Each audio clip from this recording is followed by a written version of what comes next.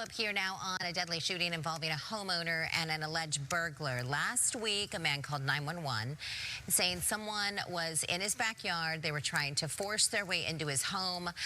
While on the phone with 911, the homeowner shot the man in his backyard, killing him. Well, that suspect has now been identified as 25-year-old Kwame Hightower. Criminal defense attorney Dwane joins us now here in studio to talk about this case. Dwane, good morning. Good morning, Celeste. Nice to see you. We were just chatting a moment ago, and you said there's something important that this homeowner did. Well, the best thing he did was he called 911.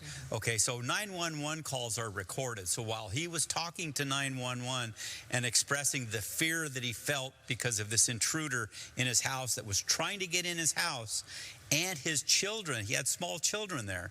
So that helps make a record, so when the police look at this and decide whether or not to file charges, it helps a great deal to have a record. That's a good point, because then they're recording the conversation, and that can be used as evidence to protect you as a homeowner. What are our rights as homeowners? Does that person have to be on the property, trying to make entry into the home? How do we know when it's okay to really defend ourselves and our family and our property? Well, there are no bright line rules about, people used to say, well, once they enter the home, you could shoot them.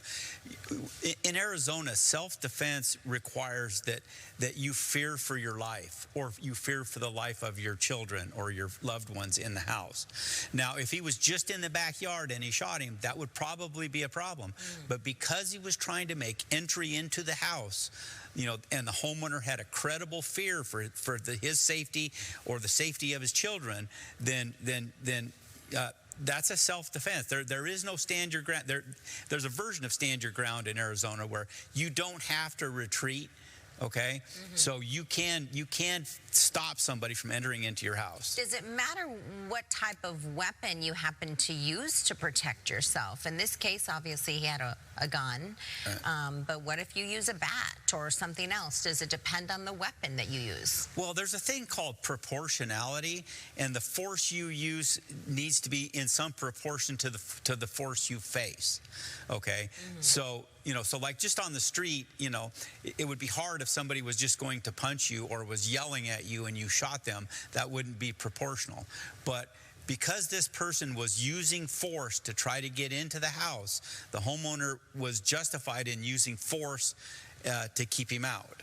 If there are homeowners out there who have questions for you, of course, your wealth of knowledge, how do we reach you, Dwane? DwaneCase.com. All right, Dwane, good to see you, my friend. Thanks, Celeste. Thank you for your insight on this case.